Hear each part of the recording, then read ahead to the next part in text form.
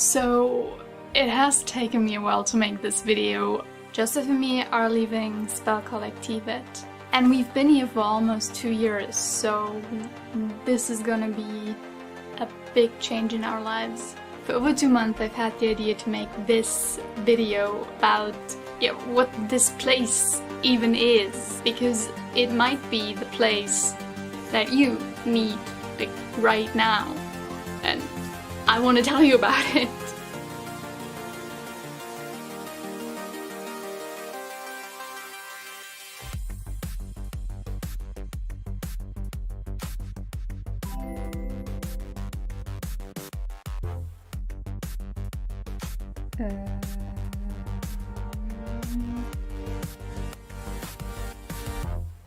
What the hell? In a nutshell, Spelkollektivet is a co-living and co-working place in Sweden, or better, the Swedish countryside. It is 2.5 hours away from Copenhagen airport and easily reachable by train. When we came here in October 2017, the house was in a different location. But since September 2018, it is located here in Väckelsång and it has space for up to 50 people. We are around 30 people right now. So why did Joseph and me almost spend 2 years at this place? First, the money. Hands down, if you live in any bigger European city, rent is probably what your money goes to most of the time. Rent at Spelkollektivet changes depending on how long you stay and when you come here, but usually I would say it is around 400 euros a month, and this is fairly competitive with I would say most European cities. But now comes the best part. Everything that you need is included in the rent. What do I mean by that? By everything, I mean everything. You get breakfast in the morning, you get 2 warm meals a day, somebody cooks food for you. You don't have to spend time cooking, you don't have to spend time shopping, you just have to show up and eat, and it's included in the 400 euro rent. You even get internet, electricity, water, they even buy the toilet paper and the shower gel for you. You can also still buy your own stuff here, you can buy breakfast stuff, you can buy things to cook and cook your own meal. There is a supermarket, but if you wanted to, you can just live here for 400 euros, not pay anything else. Number 2, and I only have number 1, which is the money because it's so cheap, and number 2. So number 2 is the game devs. I'm gonna make this one really short, but there's just a lot of cool people in the house. I've been here for 2 years. I've seen a lot of people come and go, but there's always been cool people, so if you wanna meet other game devs and be surrounded by cool people, then come here.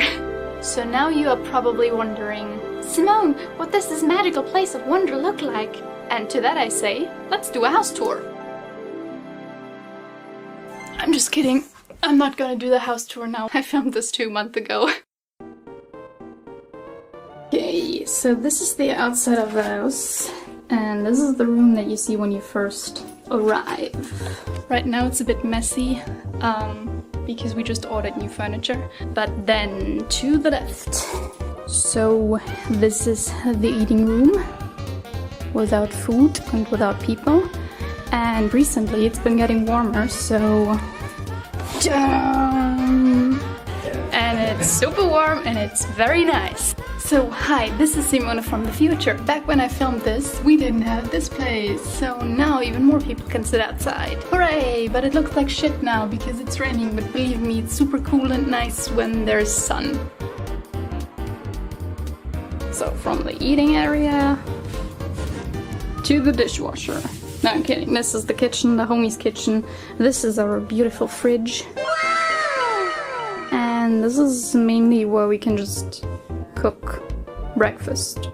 If you want to cook. Because if you don't, then this is the professional kitchen where they cook the good food. But I'm not allowed in there. Yes. was only slightly creepy. What else? Oh yeah, the warmest room in the house. Which looks like this at the moment, but it doesn't usually look like this. So this is the infamous pee waterfall, which you already know if you've seen any of the videos that I recorded in here. And this is where we have all of the board games. And yeah, this is also the room where we mostly hang out in the evening and just play and drink. Mostly drink, really. So all of the board games are from the house. I think some are from the homies, but mostly it's from the house. Oh yeah, there's also, now that I'm seeing this, there's D&D sessions every couple of weeks, but it depends on who is in the house at the moment. So right now there's a lot of people that like to play D&D, so there's a lot of D&D going on, but like we had phases where there was no D&D players, so yeah, no D&D. Makes sense! Let us continue. Hello! Alright, hallway number 1 with renovations. So this is the renovated area of the house. It has, I don't know how many rooms, but in all of these stores there's rooms for the homies. And this is the area that is getting renovated. So this will be like a just sitting, chilling, reading area. And yeah, this is the renovation where there's more homie rooms being made. I actually haven't seen these. Sponsored by IKEA. What? Let's finish the bed. Yeah. But I have it on video that it's not finished. So should I come later when it's finished? And then film again? Okay. Yeah, or you can finish it. Okay. No, I'm not gonna finish it. I have important YouTube work to do. I don't have important YouTube work to do. As you can maybe hear, this is the shower. This is where you get clean, I suppose. Zoom. If we go around this corner. Ta-da! This is the second hallway. Again, these are all homie rooms, but these aren't renovated. Front section here. There's like these 2 rooms are renovated and in the rest there's people living. And I think in this nice and yellow back section there's only like 2 or 3 rooms here where people are living.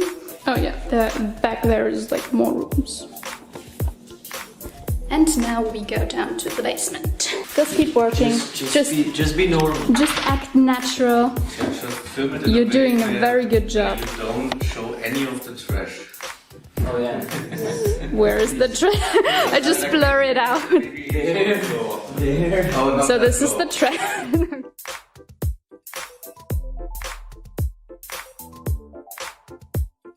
So this is the big office, and now we go to the Joshua office.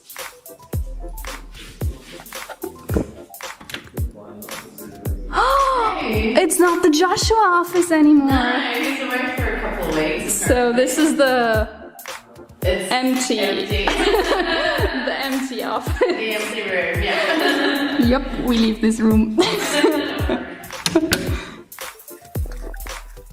Ta-da! Oh, and this is the quiet office, now with improved sunlight blockage. Bye. This office you probably know the most, because this is where I almost film every game jam ever. So another dark and scary corridor, and it leads into the Netflix room. So this is the room where we have all of the consoles, the big TV, all the sofas, basically for gaming and watching TV. Opposite from the Netflix room we have VR playing room and the VR, I guess, setup room. If we continue down this path. Hello! So this is the second Netflix room. Now we enter the area that is not really renovated as much. And in here we have like an esports room that exactly has room for like 5 people, but none of us use it. And I think there's kids from the town that use it. And opposed to that we have... Hello? So this is the gym. We sometimes use it. This is actually in use very often. Ping pong table and gym. Let's go.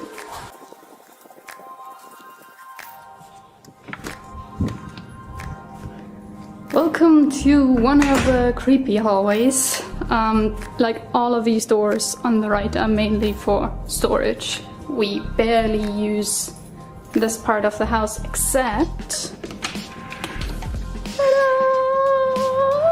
It's so nice and bright. So as you probably guessed, this is the laundry room. We do laundry sometimes. And one really nice addition that I really appreciate is this thing. You kind of know that you're becoming an adult when you get excited about a drying room. But anyway, this is where you can just hang up your stuff and it dries. And if you want it to dry faster, you can, that back there is a fan, you can just turn it on and then it dries really fast.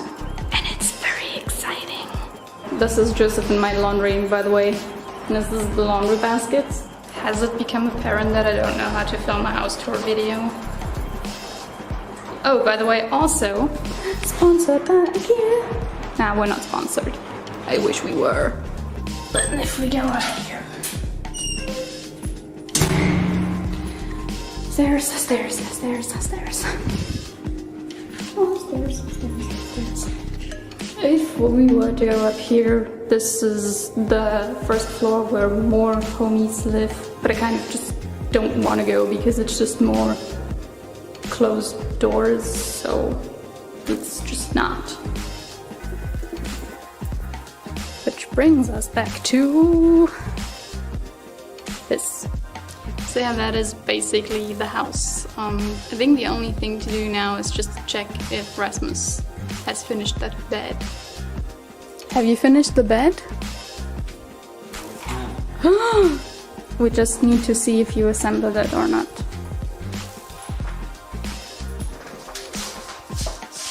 Ta-da! Bed. So now that you've seen the place and heard me talk about the place, you might be intrigued, but you still don't know like what to do here. And I had the same problem before coming here and also before getting more into game dev, that I had no idea what it meant to come here. And basically, if you're only paying 400 euros a month and everything else is taken care of, and you're surrounded by other motivated people, you can really focus on getting into game dev, and it allows you the financial freedom of just, yeah, existing and doing what is fun to you, if that makes sense. To give you guys kind of an insight of what my life has been like here. I also filmed what a typical day in my life at Spelkollektivet looks like.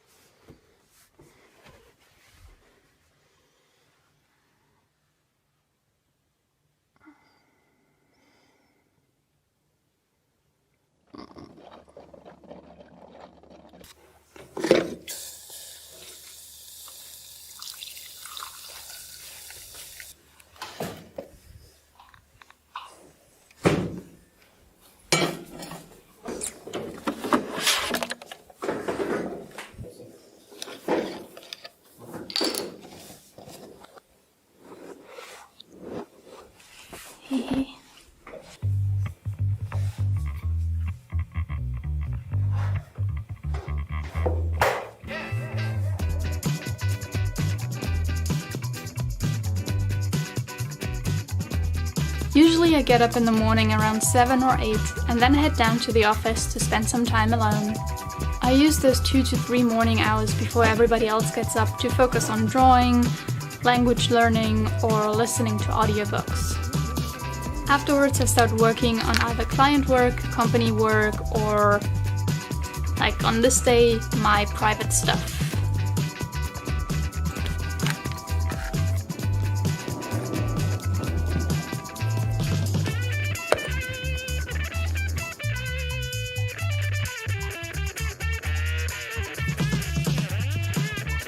So yeah, that's mainly the mornings. And food.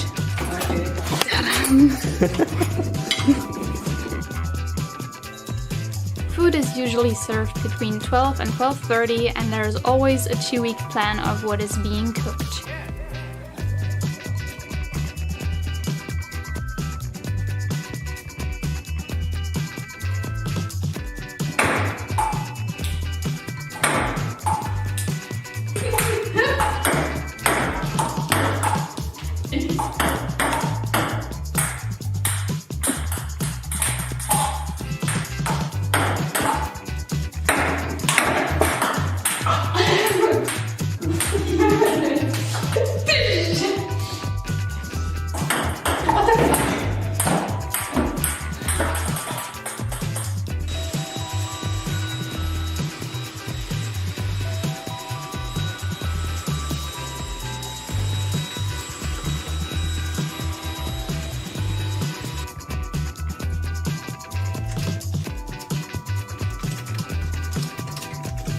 Wow, isn't this super exciting? Today I'm really just updating my social media, updating our social media for Du and I, adding a imprint to my website. So very boring stuff. Even if I were to work on client work, I would just like sit here and draw instead of writing text and formatting text. But this is basically what the afternoons look like.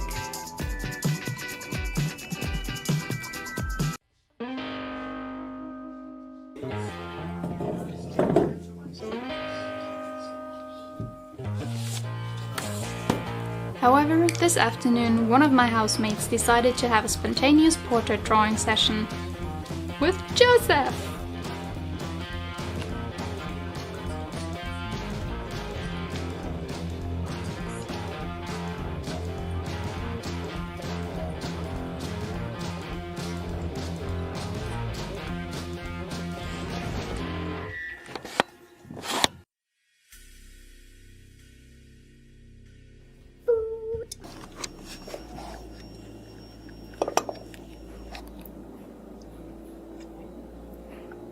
So we also sometimes spend the evenings just playing video games, playing board games, or just watching Netflix together. There's usually always somebody that wants to watch something, so you're in good company.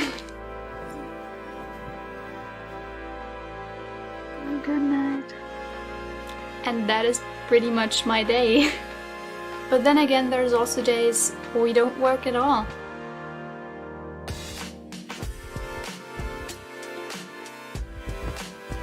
When Joseph and me came here, this was our time out. Spelkollektivet gave us the freedom to reinvent ourselves and build up a business from the ground without any financial pressure. On top of that, it helped me escape the hamster wheel of working for clients 10 to 14 hours every day. And especially the last year, all that extra time that I've managed to free has helped me grow immensely as an artist. I even had some extra time to learn programming. And visual scripting. So why am I making this video? The truth is, I want Spelkollektivet to continue, and for that it needs new people to be interested and to move into the house. I feel it's a great place to be if you just need a break for just 1 month or even 12 months. Spelkollektivet doesn't really have anything on their website where you can see how life here is, because they just don't have the capacity at the moment to do these things. So I just wanted to show the world what it's like to be here and to live here. And if Spelkollektivet might be what you need right now, and if you're interested, I'll be down in the comments answering all your questions, and let's just talk about it. Yeah. That's pretty much it.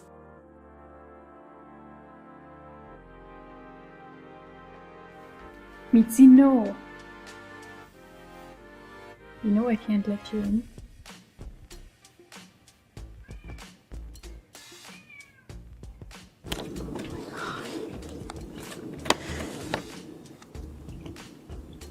Bye, Mitzi.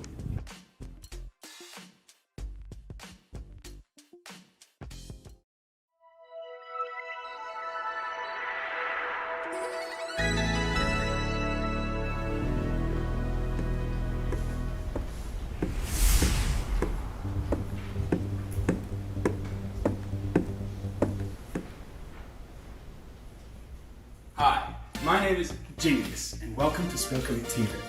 I'm the proud owner and majority shareholder. I'm here today to give you a lovely tour of this fine establishment. Come on, let's go!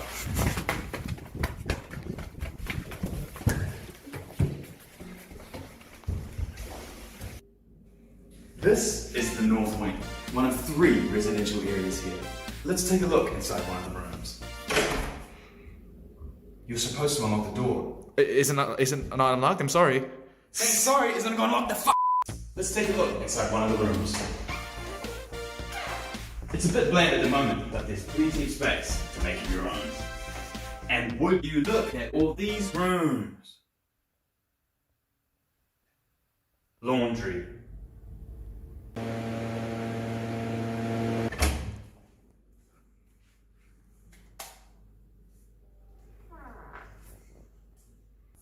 Outside, there's plenty of luscious, spacious grounds, nearby forests, and even a fire pit.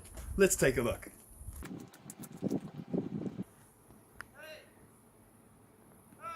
That's great, but come on back. There's more house to see.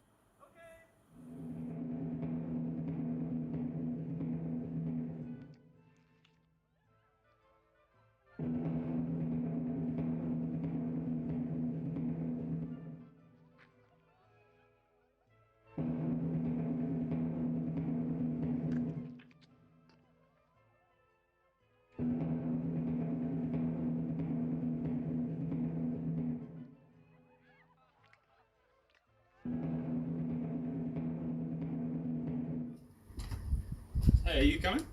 Oh, yeah, sure. Let's go.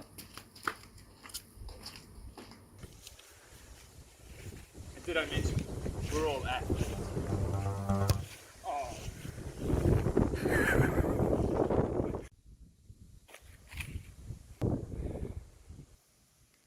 These balls. I forgot about that.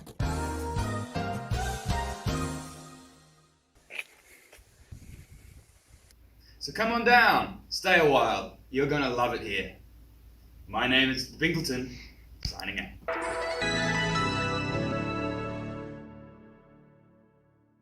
So, what do you think? Pretty good, huh? You're fired!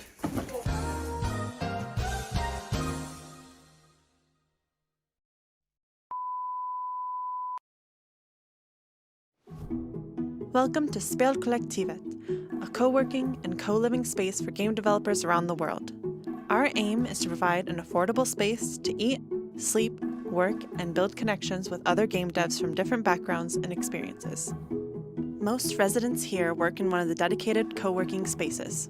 We have the loud office for those looking for a more social working environment, and the quiet offices for a more distraction-free environment. All areas come equipped with high-speed internet, desks, and office chairs, with the added bonus of being around other passionate people while they work on their own projects. And if you prefer, there's plenty of space in your own private bedroom. To help foster a collaborative community, we host a weekly stream, the Spelkollektivet Game Developers Conference, an opportunity to showcase what you've been working on and gain valuable feedback on your projects from developers just like yourself. Even though you might work alone, we're still a big team that always has each other's backs. But let's all remember to take some time to relax, have fun, and enjoy yourself.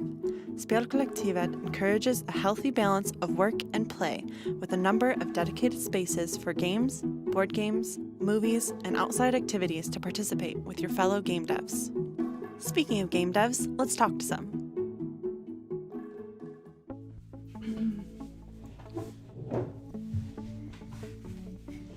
Just settle in. All right. Hi. Hello. Hello. Hello. Yeah, hi, I'm Matej Jan. Hello, I'm Marijke. I am Megan McCurdy. I'm Adam. I'm Anneke. I'm Michal. I'm Jovi. I am Belinda. I am Fio. I'm a composer from New Zealand. I'm from Germany and I'm a solo game developer. I'm from the Philippines and I'm an artist that works in the game industry. I am an indie game developer. I'm helping her with her stuff. Also, I help in the house. I'm from Czech Republic and I'm the developer of Lords and Villains. I'm from Germany and I'm an art director / UI UX designer for Hotel Magnate. I come from Slovenia and I am a pixel artist and game developer. I came here to focus on the development of my game and have more free time and be around the community of indie game developers to get some support from my peers. I was already working alone on my projects, and I just wanted to be part of a community and be part of a group of people that have similar interests. I felt a little bit stagnant back at home. I wasn't getting anywhere or meeting a lot of people in the industry, so I just took the plunge. We both thought about, hey, let's make a trip just where we can do programming. At this time we didn't know that Spelkollektivet existed, and it was a really nice coincidence that we found this place and could just work on software. I wanted to experience what life was like living abroad. The idea of living together with other passionate game developers was really interesting to me. I miss how my life was working from an office when I had a normal game development job, but I still want to work on my game, and so being here is the best of both worlds. I can work on my game and be in an office with other game developers, and it's even better because we also live together, and it's really nice to have like-minded people around you. I came here because a friend of mine, Annika, she went here before and she told me about this place and was like, "You're sure this is real? Are they not selling you organs or something?" Like, no, it's real. It's really awesome. And then I decided, damn, I'm gonna come here. It's gonna be fucking awesome. And it is. One of the most surprising to me was how good the food is. And it has great variety, so we have normal and vegetarian options. And I actually became vegetarian while being here because I was thinking about it already before, but I'm too lazy to prepare it, and here somebody does it for you, and it's... The community is amazing. Here are so many people with totally different experiences, and you can learn from every single one of them something special. The people, I think. I wasn't expecting to make so many great friendships here, and along with working with those friends, it's been really cool. I like a lot of things, and it's very hard for me to pick one that would stand out the most. I think above everything it would be the people that I'm surrounded with, because I think they are very like-minded and very accepting and supportive, so I feel like home here, and that's what I like the most about this place. For more information, check out our website for the latest prices and details, or join us on Discord where you can ask more questions from us directly.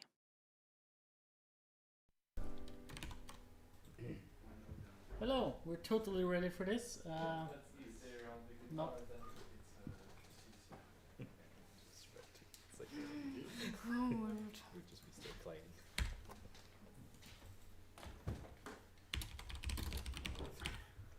I am a man who uses the technique of a bat to navigate.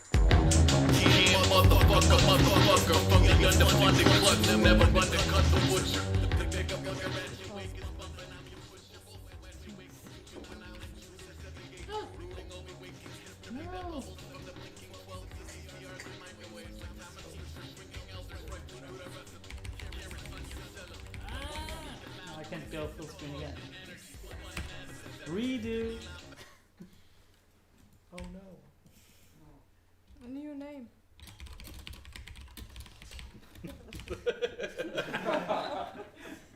I am Lord Christ, Jesus man.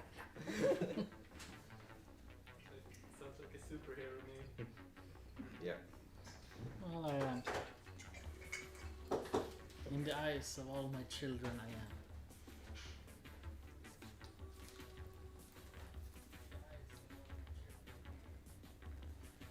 Word.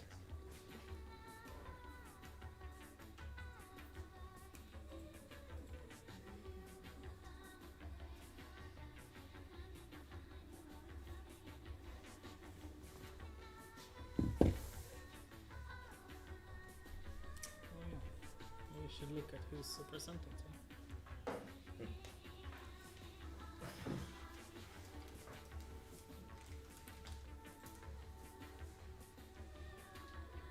Interesting. Yes. This one. I can check that one.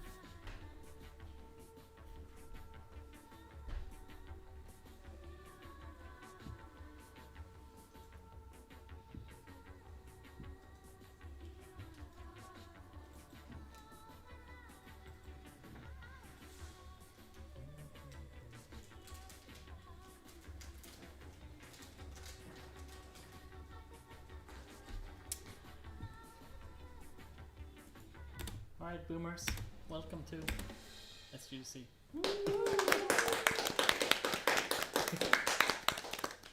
I come before you today as your attractive Lord Christ Jesus man.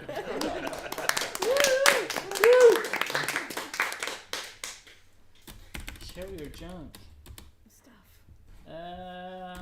Alright, boomers. Who's starting? I should do actually a proper introduction every time, but I'm just assuming that everybody who's tuning in already have seen it. So if you haven't, well, see it next time again, and then one day we'll figure out what the fuck we're doing here. Because I'm not sure. Let's start with Conan O'Brien. He's not even Irish. Yes, he is. Is he? Yeah. He's second generation Irish, probably, or Canadian. I I mean, he was really old. He was probably there before Ireland. Just because he's Ireland. really old doesn't mean he's Irish. I mean, he lived before America was a thing. So he must be. Okay, hello, I am Brian. I'm a voice actor, composer, and audio designer. This week I'm going to be sharing something from a project called Bard Song, which is by Foreteller Games, who make companion apps for role-playing games to kind of go along with the board games that come with them. And this is from the public Kickstarter that happened about a year ago. I'm currently finishing up doing a kind of a narration role for this. So this is the public stuff that's out there at the moment. I figured I'd play it just now. Let me go to the actual page. It involves playing a kind of an Irish sounding bard in a fantasy kind of realm. So I'll just play it now.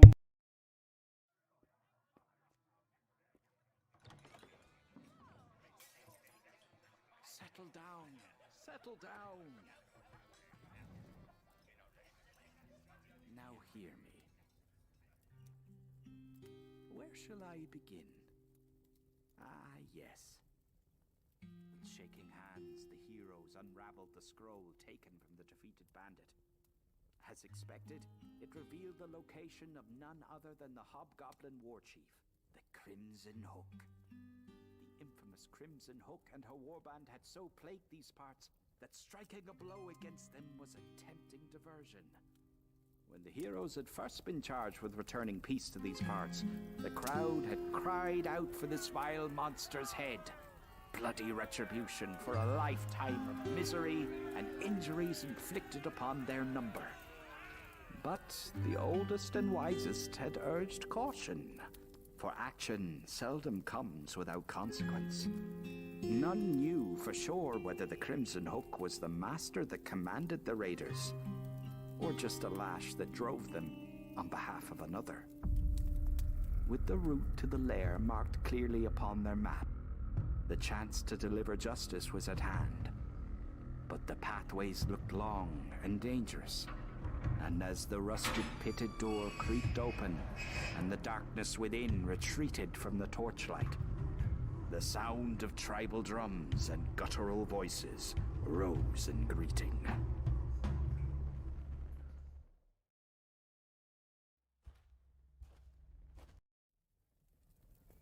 Phew, I need a drink. Would someone be so kind?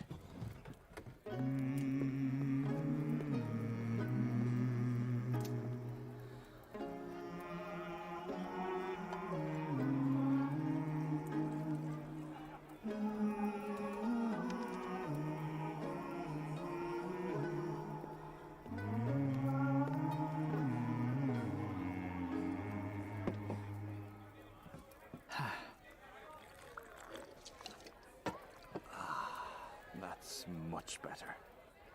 Where was I? Ah, yes. The Crimson Hook had been defeated at last. The tyrant now a corpse/floody to match their cruel name. Yet for all the reign of the spiteful foe had been ended, the victory was a hollow one. As the village elders had feared, the Crimson Hook was but a pawn in the games of a much more dangerous foe. And in angering this unknown enemy, the heroes had only succeeded in gaining a powerful nemesis. So yeah, that's a project that I've been doing narration on for the last couple of weeks. Doing an awful lot of stuff in the voiceover studio here, and just wrapped on a lot of it stuff today.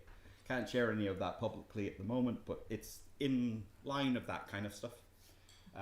Last thing I wanted to share today is something, random piece of original music that I've kind of been working on today. It's a bit weird sounding. I'm not sure if I really like it or I don't like it.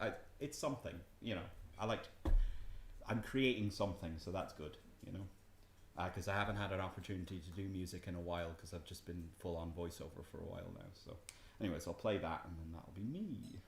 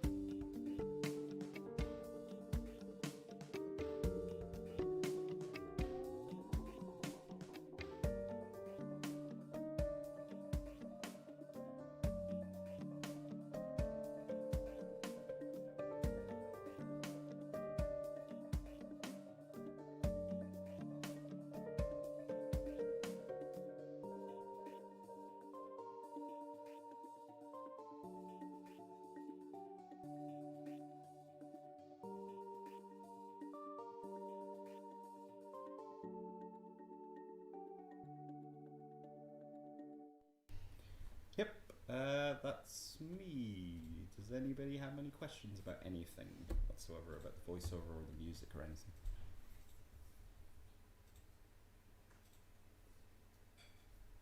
Nope.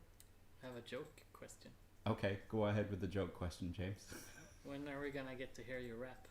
When am I gonna... You said you were wrapping it up.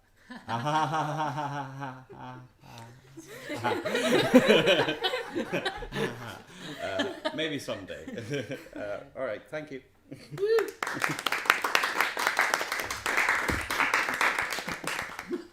Yar, toss your coin to your witcher. Yar. Thanks. Don't start.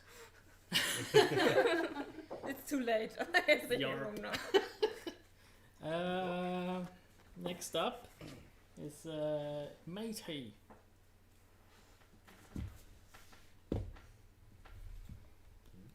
Skibbity-ba.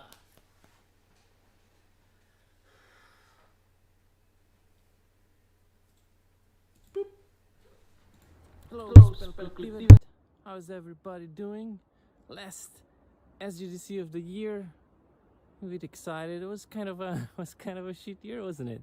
A little bit. But it all ended well. All is good.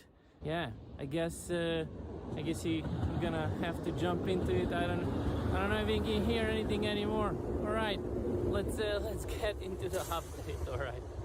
So this week I continued working on my shader on the graphical rendering of my game. So I planned one shader that would replace all of them for the final rendering style of my game, and kind of settled on having roughness and what kind of subsurface structure there is, and if it's metallic or not, and the color, then the index of reflections. I was just kind of figuring out what would all of the things would have to be to simulate all of these sort of things that I was talking about last year when I was presenting a lot of PBR stuff. Anyway, I also I was actually able to fix all of the bugs in the global illumination renderer, so now it will converge to the same result. So yeah, there were some bugs in the code, and so here this is exactly the same colors and stuff. Something that you might not have noticed, however, is that this one is now updating more hierarchically, just at once. Let's take a look at another scene. Here I posted it on Patreon as well. I was actually did this for Christmas, this scene with the gifts. So if we open it up, here it is. So before this update, you can see that, yeah, the whole lighting is updating in this sort of chunks. So it's not really something that you should be looking at. I don't know, it just, yeah, it's okay, I guess, as, you know, rendering, but this is supposed to be updating in the background and just kind of enhancing stuff. So I tried to figure out if I can do better, that it's not so noticeable as things are updating. So I came up with this new approach.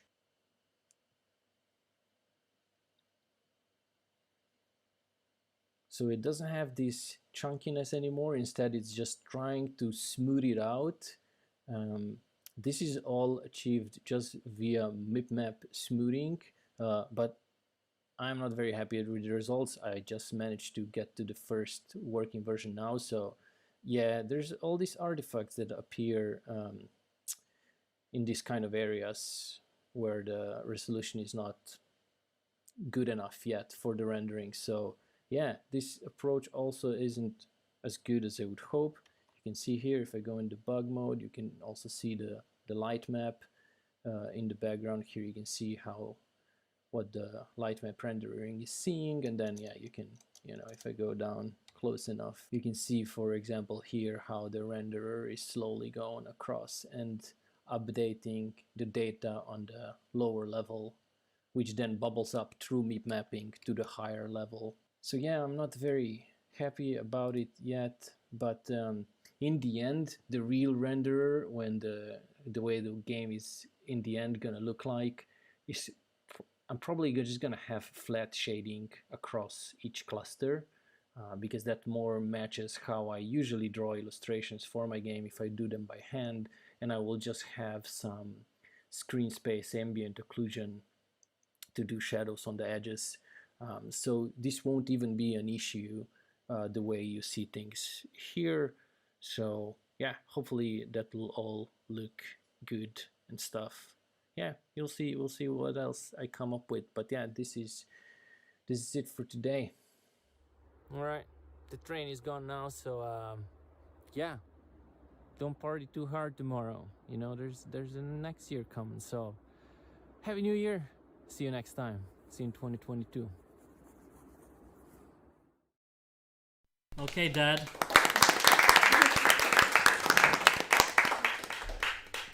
Questions? Why doesn't anyone ask me questions? We will ask you questions. I won't know.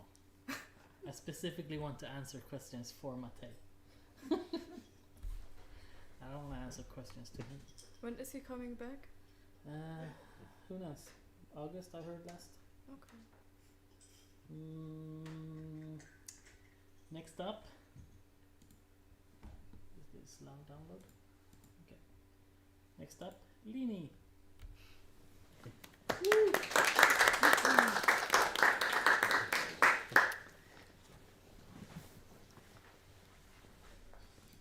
Okay, so I'm gonna show you a planet coaster creation that I have made, and there was this video made as a spotlight, and it's like 20 minutes, but I got it down to 5 almost, so yeah. Are you guys ready to go on quite literally the coolest theme park adventure I have ever seen? Conceptually, this park is out of control. My goodness, this looks absolutely incredible. An episode you're not going to want to miss out on, so stay tuned. Here she says, Humans and mermaids had very different culture and customs, and they were never getting along. But then an army of mermaids saved a young fisherman from a giant sea serpent. The young man's family started building a floating village on top of the underwater palace. It became a famous tourist attraction, and they decided to make it into a theme park. And we are quite literally getting off the boat. That is the park entrance to this crazy, wonderful park. These guys are leaving the park, getting into the ship. Crimsalt. Oh, everybody's got their own cozy little houses. Is there like interiors? Oh, there is. I didn't expect that. Usually there isn't when I take a peek. Johnny 5 Alive. This one better be different. You sneaky little bugger. How dare you? Oh, and then there's the centerpiece. Can't forget that. And I love, love, love, love, love the heart. In the mermaid town. Like, look how good this looks. Adding any more would just be a shame. It would just clutter it too much. And really, you've done just the right amount. Yeah. Mermaid snacks. Very cute. Explore the deep. We go in. And it's a single rail, one of the harder coasters to make in this game. We will do track view for the best experience possible.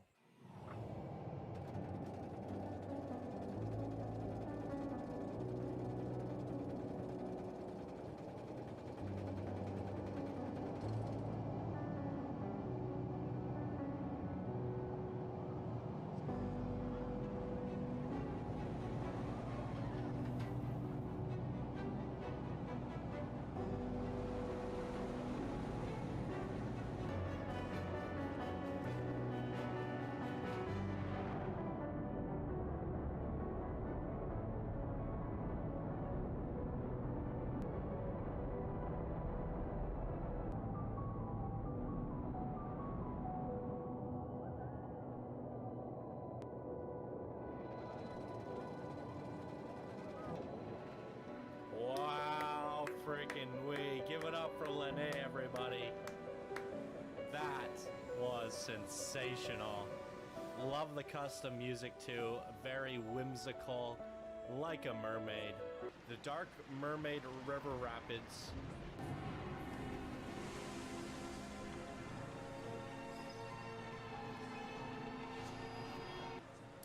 Okay, the sea serpent. Do we do it? I guess we do. This wooden coaster is conceptually one of the coolest coasters I have ever seen in terms of a wooden coaster.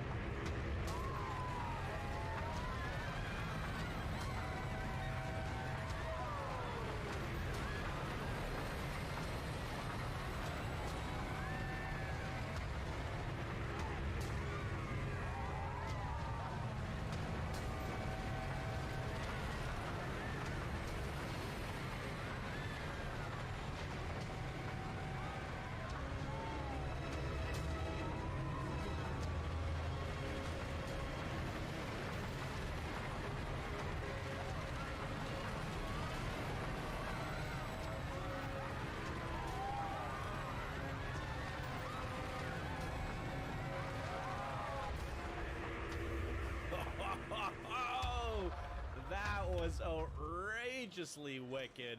And can we take a second to appreciate the amount of detail gone into the serpent? That's 1,000 pieces right there, another 500 there, and 1,000 for the head.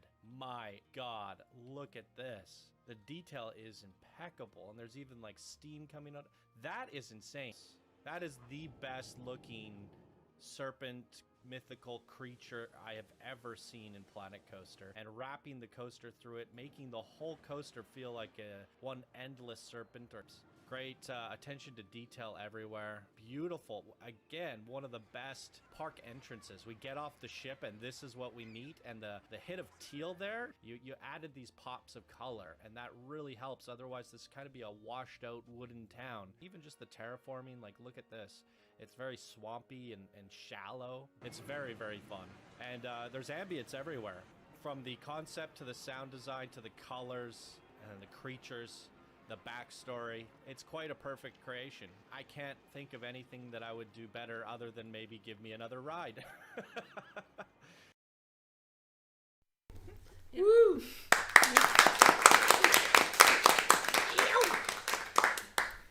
Any questions? Yes. How long did you work on this? So the contest time was 8 weeks, and I worked on it like on the free time I had. I don't actually know how many hours was that, but it might be over 100, I'm sure, but I'm not sure how many. Yep. You should go to the Europa Park and just take this, make it. Yeah. That would be great. Yep. You said like the one-track roller coaster was one of the hardest ones to make. Why is that? Because if it's not very smooth, then every like change will be. It's really hard to smooth out everything to keep it like very, very smooth. And on this, you see all the mistakes right away, basically. Okay. Yep. Can you share the full video on maybe on Showcase or? Oh yeah, yeah. I can. Yes, I'll share the full video so you can see all the rights and things. Yeah. Okay. Thank you. Woo! It's too bad he pronounced Lini wrong. No. You even know how to pronounce my name and you're pronouncing it wrong. Bye. What? I'm doing my best.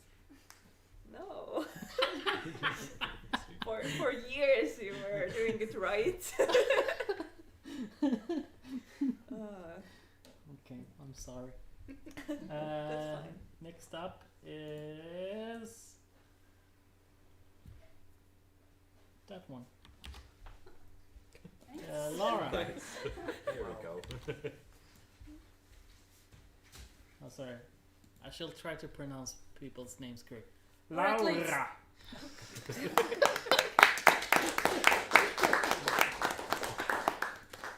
your game should be. So, hey, my name's Laura. I am a professional 2D artist animator, and that's why, of course, I'm making a 3D game. So, I have been working on my game design document for quite some time, but I needed a break, so I decided to actually work on the game. Let's ignore all the errors. Never happened. So, I started out today, so I actually put it together, put the project, and got it to work with Git, and now the character can walk and run. So that's what basically I managed to do it today on the project. It also was supposed to be able to jump, but if you saw some of those errors, one of them was some kind of problems with inverse kinematics for the feet. So if you just try to jump, it's not a feature. Attentive behavior. So I also a little bit of a hey, where did I go? Oh, I'm here. So a quick peek into the game design document. So right now I'm concentrating on the story, and I want to basically every mechanic to be reasonable within the story, not to add anything just for the sake of it. So I started to write the story. At one point I realized I actually need to see the characters so it would be easier for me to write. And yeah, that's basically where I've done most of the work, just text. No, exciting.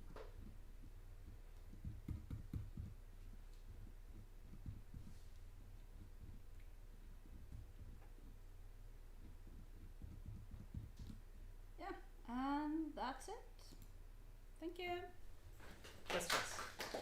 Questions. Yes, James. How much of your game is based on your experience with Skyrim?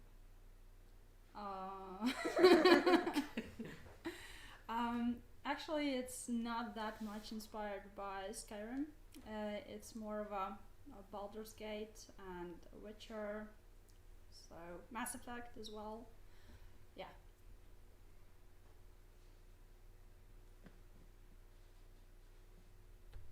Yeah. Thank you. Woo.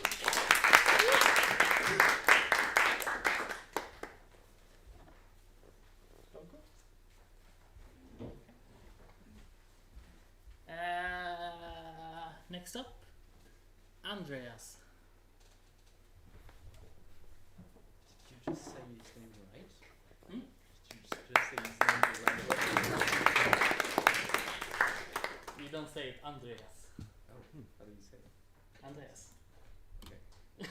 Hello, I am Andre Ass, as James didn't take the opportunity to say. This something's gonna flash here, but I'm too lazy. Let's see.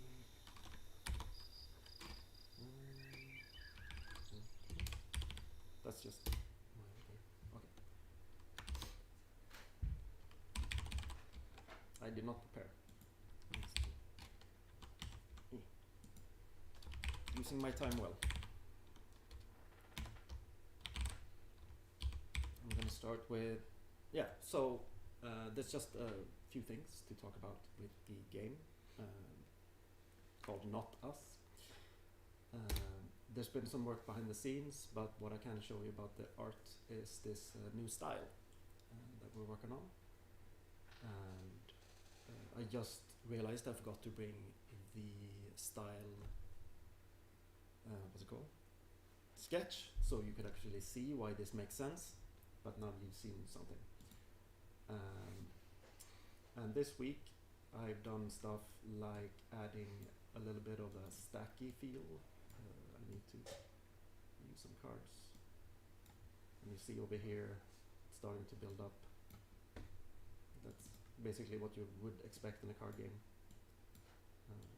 But there was some stuff I don't know, wanted to do the way I wanted to do them.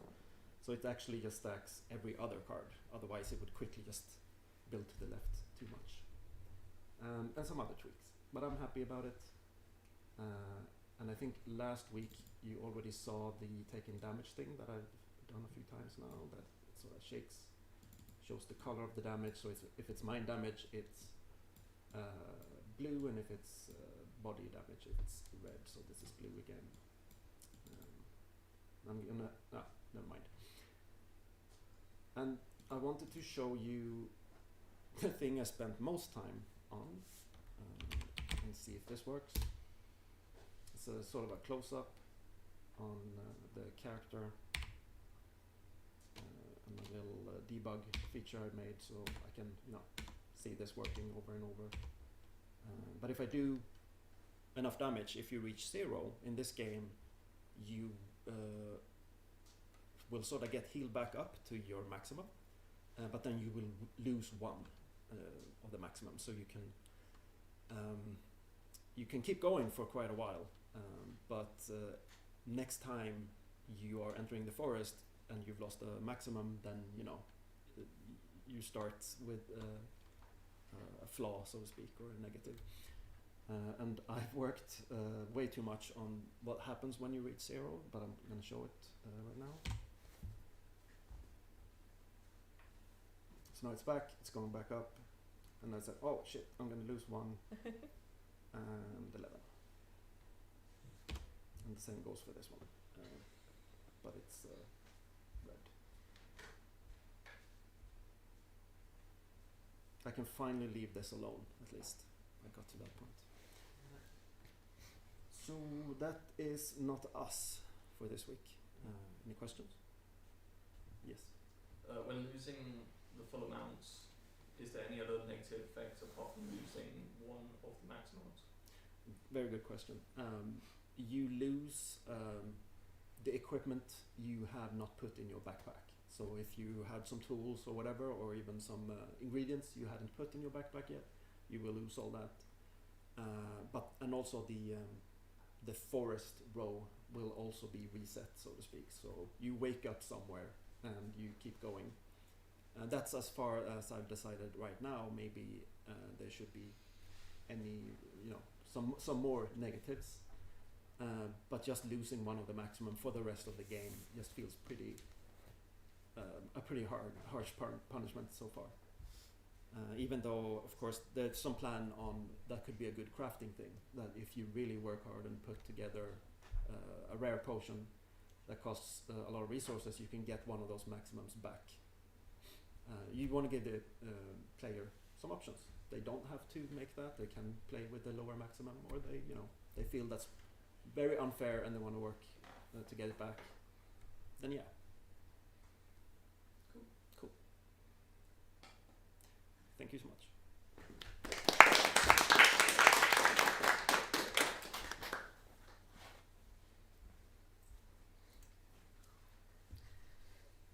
Next up, even though they didn't press the motherfucking monkey, but we still like her. I'm Rebel. I'm E.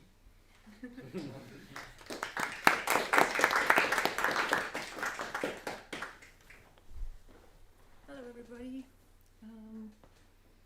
It's good to be back. So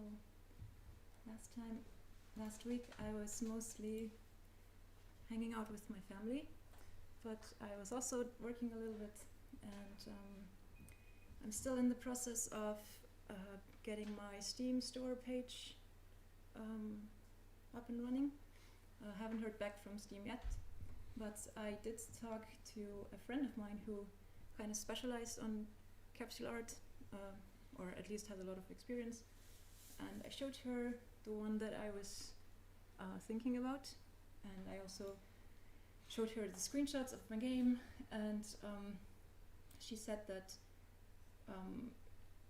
in her opinion the screenshots of the game looked way more appealing than the capsule that I was making, so she suggested to me that I maybe rework that one, and I mean I've already made 100 iterations of this, so why not one more?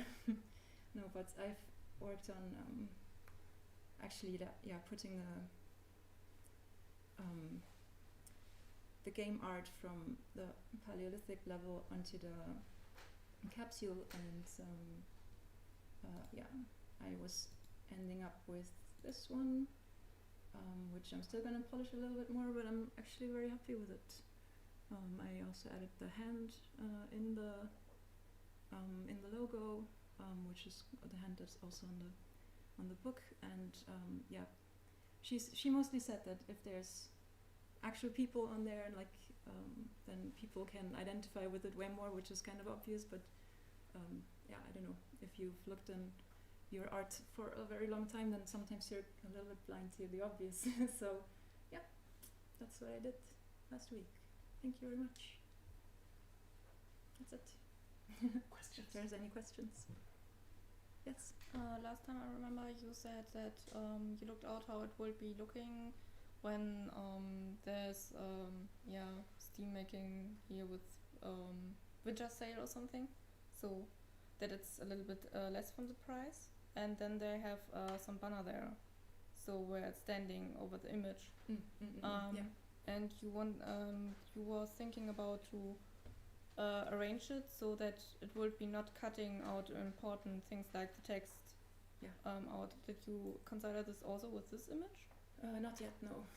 I mostly just threw this together, and now I'm gonna check on all these factors and iterate it on it a little bit more. But so no, I have not yet. Cool. Thank you.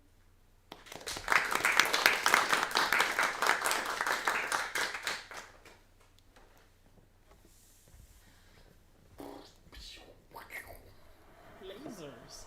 Alright, since I promised, I will do something as well. Oh no, the time ran out. Yeah. Unfortunately, it didn't export as planned, so it doesn't work fully or at all. But I will show it anyway.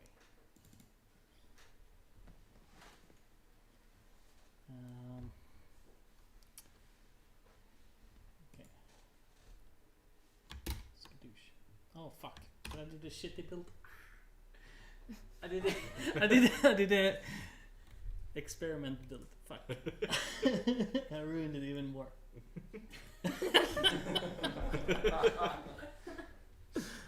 Now I can. Now I'm not even showing the things I actually did work.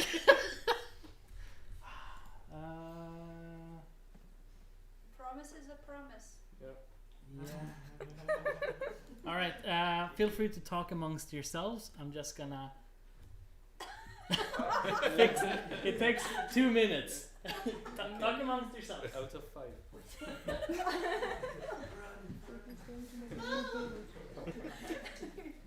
Anybody want to show something fast? Is there anybody else? Classic genius.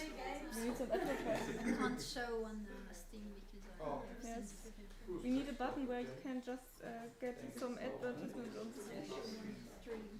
I think there was actually. Oh, you will show something after. Laura. Laura. Oh, weird. But I think if I just show everyone dancing.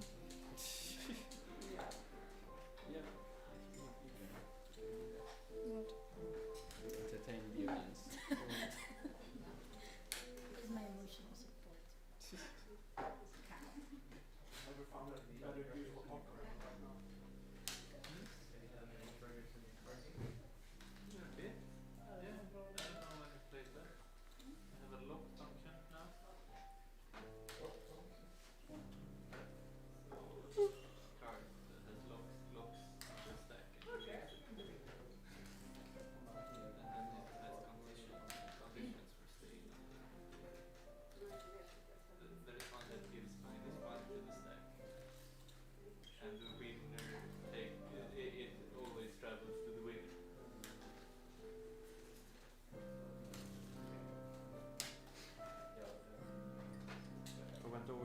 Looked at him and ate popcorn. Or like stared at him while eating popcorn. It's the best piece of popcorn ever. He's in there like threading his bill and I'm like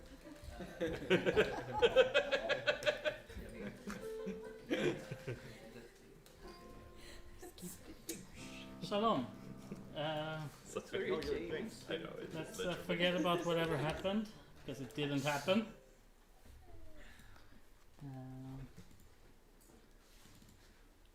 There's no guarantees that this will work either because it's not supposed to be working, but it's also not supposed to be not working as much. All I'm hearing is excuses.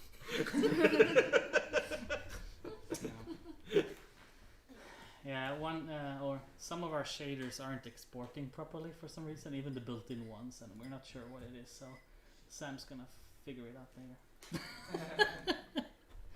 But for now, does he know already? I figure I'll show something at least and talk about.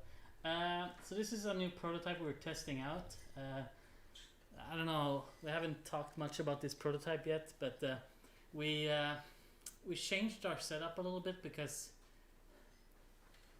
yeah, basically we got a little bored working on cyberbugs. We wasn't sure if it's like, is it actually fun or not, and etc. So we changed the approach a little bit where we will try to make smaller prototypes and just do some various stuff and see what we think is fun in the end and whatever. And this was a new prototype we were just testing out and it's supposed to be some kind of game. Okay. Story-wise, you're the new president or whatever, and you have a train and stuff, and you have whatever, and yeah, I don't know. I'm too tired. Okay, the game picks up about 20 years after World War II, which ended by, as you know, with Pearl Harbor and bombing of Japanese and shit. And the Japanese responded with a little missile back at New York City, which turned out to be a biological thingy. And then, like, suddenly a shit ton of people mutated, and now there's monsters everywhere in North America, possibly the world, but you don't know. And the way you're surviving at the moment, and have been surviving for 20 years, is by being on a fucking train. And you're basically just like having this train run around North America in circles, outrunning monsters more or less, and stopping now and then to gather up resources and stuff like that. And you've recently been elected as a president. This is your first day as a president when you start playing.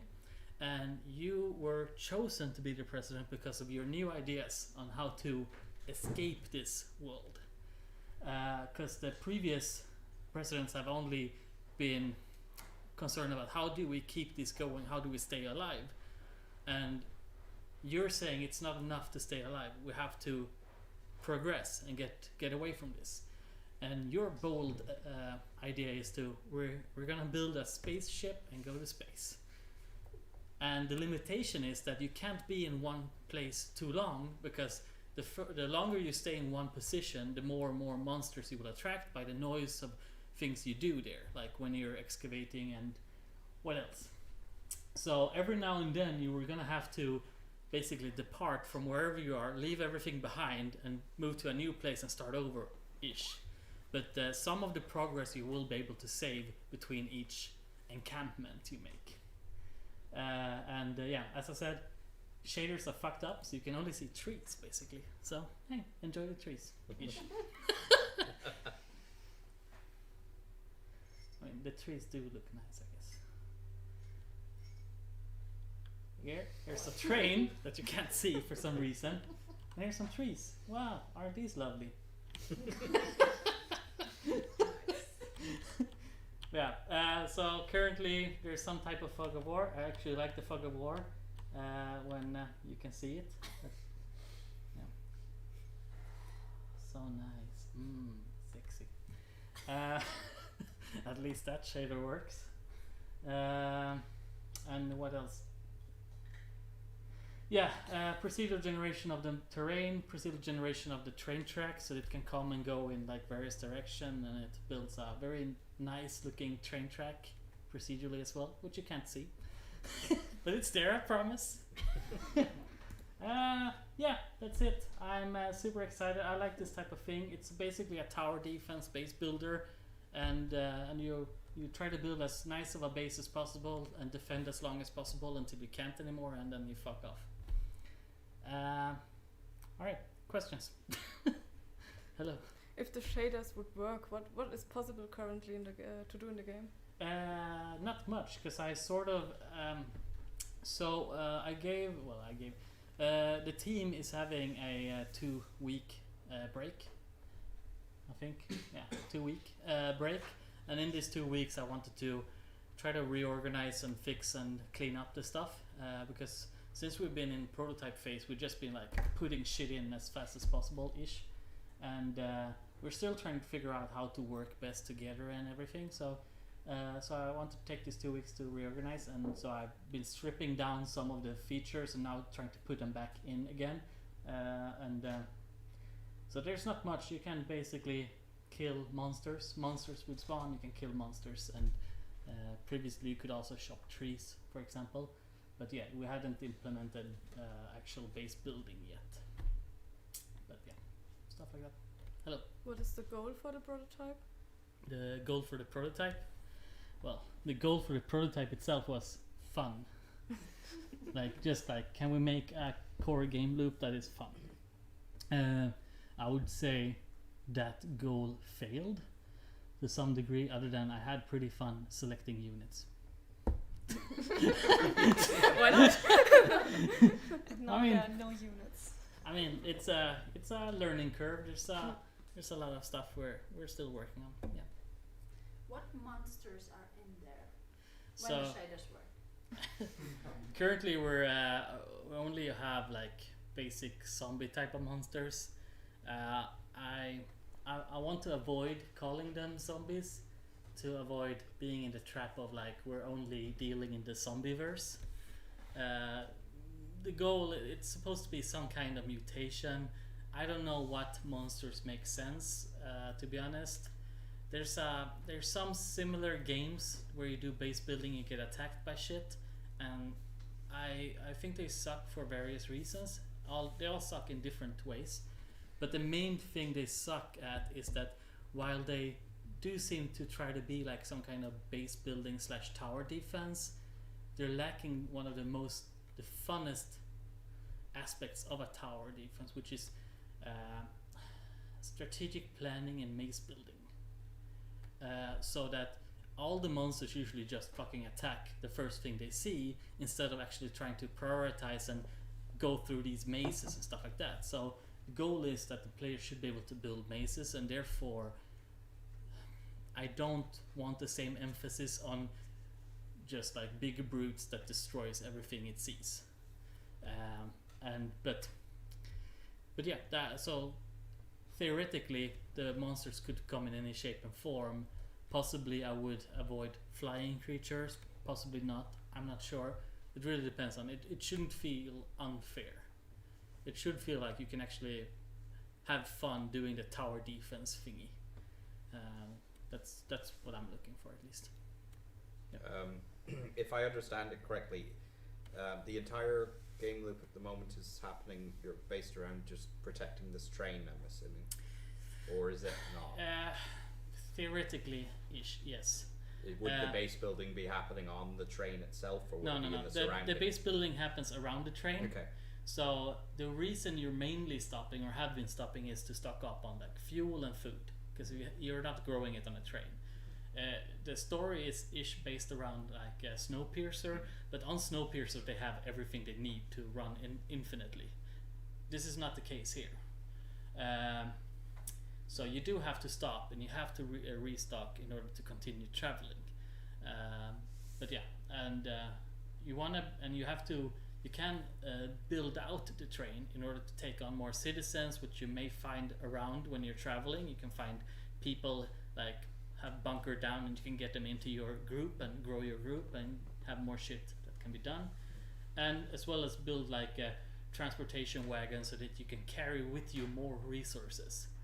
And the end goal, similar to like Factorio, is that you want to build a space ship and send out, or in this case a space station. And the space station would be built in multiple steps. And I'm thinking many of these different steps and the different things you do in the game, such as maybe you're choosing a location. When you're traveling, you can choose different locations based on what they have and have not. And for example, one location may have here's an iron mine or whatever, and you need that to get those resources. But in order to actually activate it, like it's blocked off for some reason. So you have to like use a dynamite there. And while using the dynamite, you will increase the noise level on your map, and so waves will start coming across it. So depending on what you do, you will attract more monsters. And so you can't do everything on the same place, because you're gonna attract so much it's gonna be unbearable. So it's a little bit at a time, and then like let things calm down, and then okay, now we can go to the next step. So launching, for example, one piece of the space station, that one, would create an enormous amount of noise, because you're like basically shooting up a big fucking thing. Everything will be able to see that. So basically you can launch that, and then you have to fuck off, and then you can start building the next part of the space station somewhere else. Okay. Alice? Oh, yeah.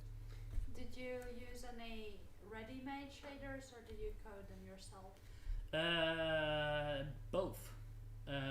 Most of the shaders I've coded myself. I like this Fog of War. The thing that's not working is the lit shaders.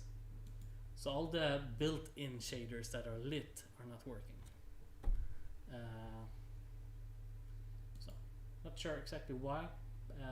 We're pretty new with the URP render pipeline.